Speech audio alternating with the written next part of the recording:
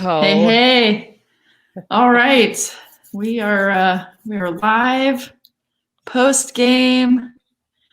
Oh man. Okay, so let's just get into it, Let's get into it. What were we thinking? 1-1 was the final score. I wasn't expecting that, I don't think. There's a lot of stress. So much stress. A lot of stress. I took my scarf off. I couldn't, it was too much heat. There were like sleeves were up. I was like yelling into shirts. Yeah, I'm sweaty right now. Right? Like we just went through a second workout. I mean, I am shocked. It really should have been 3-1. Let's be honest. Like, honestly, Nair had that amazing save at the end of the first half, but then open net right at the beginning of the second half. I don't know how they got away with that. I know. And the second one that should have happened as well. And yeah, there's like a couple of shots that they could have. Like, I just don't feel good about it. I feel like it was a good test, right? We need these. I really feel like we should. I personally don't think that was a PK. What about y'all? I thought it was. You thought it was in the box? I thought it was. Like it was like right on the edge of it, where they were like, "Oh well, we don't have." Okay, first of all, I hate these commentators that keep being like, "Well, there's no VAR in this." I'm like, we had VAR one time. It's the one time. One fucking time. And you're all like, oh, VAR. And it's like, nah, get the fuck out, because we have literally only used it once and you can get over it. Two, literally mainly because of where it started. It was like her foot was in the box when she did go. So I was like, this feels like a good call. That ref, besides that Alex Morgan call that for somehow she got at the top of the box, but I was like, I don't know how that got called on her, but cool. I was like, maybe the babyest of pushes, but whatever, ref. But I mean, overall, yeah, I texted Meg throughout, because obviously we're in like 3 group chats as this is happening. And I was like, that felt like a cheap win. Yeah. It felt like a classic US coming from behind cheap win, which we do get. And I had posted in one of the NWSL supporter group where I was like, this is a game we needed. Like, we keep beating these teams 6-0, 8-0, 3-0. And we need to have one of these games where they're shutting down our passes. You could see where we had gotten in the habit of trying to anticipate the person missing the ball. And I'm like, Sweden is not a terrible on the ground game. Like, they read those passes and they read that defense. And that's why you kept seeing Kristen and Lynn and Alex and Carly running ahead, assuming that it was going to miss and they were going to get it. And Sweden just basically threw off their rhythm the entire game and couldn't keep that. I was just like, the amount of times I yelled at Tierna Davidson was absurd. I was just like, stop it. In all of that, I was like yelling the things that I'm sure Becky wanted to yell. And we couldn't get our rhythm. As usual, Julie Ertz saved our asses. And thanks, Pino. Yeah. I mean, I think the reason they got that goal, I mean, again, they could have had more, but sloppy pass. Yeah, just like thinking that it's going to skate by. And I think you could tell the difference in form for sure. Mm-hmm. Any other thoughts? I just was like admiring a lot of the offense from Sweden. It was like a really tight, crisp passing throughout that game that was like, it almost felt like we just weren't quite ready for how ready they were. Right. Yeah. And, getting a tie, so not an L, but still felt, I don't know. It's, it's going to. I feel like France watched this with joy. Yeah. Just straight up joy. And mentioning the OL COVID, I think a lot of their players will not be on their roster. So I don't know that we'll get as competitive of a game from France, but we'll see. It'll be another team that's fully fit, right? So whoever's there. But yeah, who are your standout players for the US this game? Julia Ertz, I know you said she knew it. I think Tierna Davidson actually did pretty well on the front end, and proved some good points for herself maybe earlier on in the game. And then, it is true that Pino shifts energy when she comes in. I mean, that happens every time. It's just that, like, it almost was like we were at minute 55. I'm like, I was ready for the subs like 10 minutes ago. Like, what? Yeah. You're like, there were no halftime subs? There were no halftime subs. Okay. Yeah. All right. Yeah. It was just like, there wasn't a punch coming into that second half. So I don't know. I had trouble like picking. I just never felt like someone was like crushing it. Carly was aggressively trying to get that goal in that first half. Messaging Shane like, she wants it so bad. I almost feel like they could have left her in a little longer, because when Carly wants something, she really gets, she will dig. So I would have loved to see her, 15 more minutes into that second half. Yeah. It was just, go ahead. Oh no, I was just agreeing after you. Yeah, I think the offense, I feel like it turned on in the last like 15 minutes that they started pressing higher. And I think someone had mentioned that Sweden was playing in a 3-back. I don't know if that's, I can't remember if that stayed the way the whole game, but that's usually like dangerous when you're playing the US in a 3-back. But they brought it. Well, didn't we kind of switch to a 3-back toward the end, because Dunn moved up to outside? Yeah. And it was like Kristy Muse was almost like back and forth, because they were just like, here, you go out and just sprint for 20 minutes. And she's like, all right, cool. I can do that. And it was like, she would just drop and then come right back up. And I just, honestly, the stamina. But yeah, I think Julie Ertz definitely held it down. She's just so patient with most of her moves and how she does things. I think, toward the end, once they did bring in Sam Mewis, I think Lynn, again, we talked about this before, that she worked, but that little something just to put it right over the edge just wasn't there. And I was like, I want this so much for you. I think Rose had some really solid moments when that happened. Obviously, I think, the energy definitely shifted when Pino comes in. When Sam Mewis came in, it kind of calmed down and was able to get a lot more air balls, because I think that was another area that we were kind of missing, was that over the top game. I think Kristen Press did decent. She was on the move. She was doing stuff. I kind of forgot she was in the game though. Like there was a moment where I was there was a solid moment where she like disappeared. Yeah, it was like so weird, because I was like, I knew I was excited to see her come in and start, and then all of a sudden I was like, oh, she's been in this game. Like I forgot. So I was like surprised. And that's what I hate for her too, because she ends up being like the super sub, but she has the capacity and the skill to be the full-time starting player. But then sometimes like, this is what happens. She just will go in and like get lost and then show up again.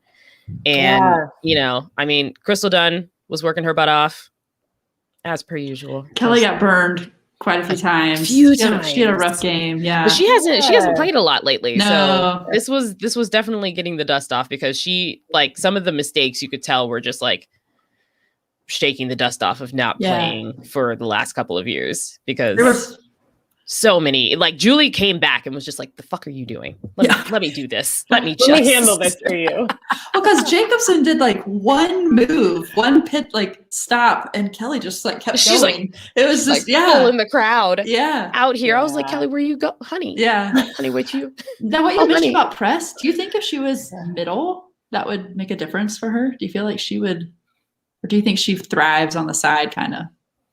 That side for her is so strong. That's the thing. Like she just didn't create the same way today. What do you think about Nair? I mean, I felt for her after that first miss, because I could see where she thought it was going. And it was the same thing as what we were doing on offense, where they thought it was coming through and she anticipated it. And it was just like, oh, we forget how tall Sweden is. Yeah. Got up and got in. Her taking in particular, that 5'11" will get you. Yeah. Casual. Yep. Casual. I loved that goal. I mean, to be fair to them, that was it's a beautiful goal. That was pretty. Goal. Yeah. It was pretty. They earned that. Hurt. It hurt. Yeah. Not in the post though. It just, it was. It's like when it comes back and curls into the goal, you're just like, that's how you know it was so close. Yeah. But it's fun. I mean, I had a friend who was taping the game. There's all these people we talk to for the commentary, side commentary. And I was like, are you watching this game? Because you don't ever know if they're going to catch it live and you don't want to ruin anything. And she was like, taping it, going to catch it later. How is it so far? And I was like, I don't know how to answer this. Like it's a good game, but I hate it right now. And I won't tell you anything else. It's a friendly, so it's okay. If we were in a tournament, I would be stressed to the max. Yeah. Yeah, exactly. Well, Sweden's got to be feeling good. Like, I wonder what their locker room chat is right now. Like, what do you think they're saying to themselves? They're probably saying she was not in the box, but also, yep. Also, they looked great. I mean, they did. Like, I think you were mentioning earlier, crisp passing and their set pieces were. I mean, that's where they got the goal. I'd be feeling pretty good if I was them. I mean, the transitions were on it because they were like flying down the field too. So yeah, I think, and it was also cool to see. Like, it was interesting to also be able to see Vlatko like in a stressful situation, but just being like calm. It was like you could see the calmness on it, and I was like, I respect that. I respect this. I like the plays that he made of the people that did come in. I thought those were very smart. I like seeing the sneaky shift of Crystal Dunn pushing up top. And I was like, I'm glad that we're encouraging more of her offensive behavior because I feel like we just pushed her to the back and we're like, stay there, protect that side. And cool, thanks for your service. Where now it's like, no, let's shift utilize. You. Yeah. Because she did have a couple of good shots too. Like right near in the near post going there. So I'm interested to see what changes will be made for the next game. If Lynn Williams starts again, I will be surprised. I think. Ooh, that's a hot take. It's a hot take. That's a hot take. It's been like, like it's just was like, okay, I think this is, what else are we trying to see now? That it might have been that moment, So also, can I just versus seeing off the bench? Yeah. Oh yeah, go ahead. If Alex Morgan gets one more goddamn offsides call, I swear to God. Listen, you're talking to a Pride fan? Welcome to my world. I was like, I'm a Pride fan too. And that's the part that I'm just like, all my life. I mean, she's getting offsides. And she comes in again and I'm just like, really? I know. That's amazing. Yeah, it's so frustrating. But it's true. Like, she is, I mean, we saw it on the foul they called on her, but like she gets knocked around so much all the time. Yeah, I feel like she just like get her ass kicked. Yeah, she brings a similar energy or an energy that changes the game because everyone starts to like crowd around her. So I think she actually made a big difference in the offense just by her presence. So I think of her a lot like a post player in basketball, where like I'm just trying to think like a really epic, like Rebecca Lobo or someone where like they're making moves, but like they are getting destroyed. And like for some reason, like there's just people are all over her and she still manages to create some stuff. So, I close my eyes and I think of her like almost offsides and someone grabbing her jersey and just like trying to like, like that's just like her role. It's pushing it. But yeah, let's keep it on sides. Let's keep it on sides. Let's just take 3 steps back. 3 steps back. Literally and physically 3 steps back. Oh, so good. That's a good hashtag for the moment right now. That is. Well, any final thoughts? Wrap it up. Just, I mean, it's so fun to see them back out there. Just a good, I mean, and the soccer has just begun. NWSL games today and tonight. So everyone should tune into those on Paramount Plus. This game is on Fox. But yeah, any final thoughts? Shayna, what's your hottest take on the game? Ooh. My hottest take? Yeah. I don't know. I thought half my stuff was hot takes. I was tech savvy. I'd have flames coming up at the bottom of the screen right now. I just stopped and I mean, I don't even know what my I mean, your Lynn one was a solid hot take, but my hottest take is Kelly O'Hara just needs to be out. I'm over it. I'm over it now.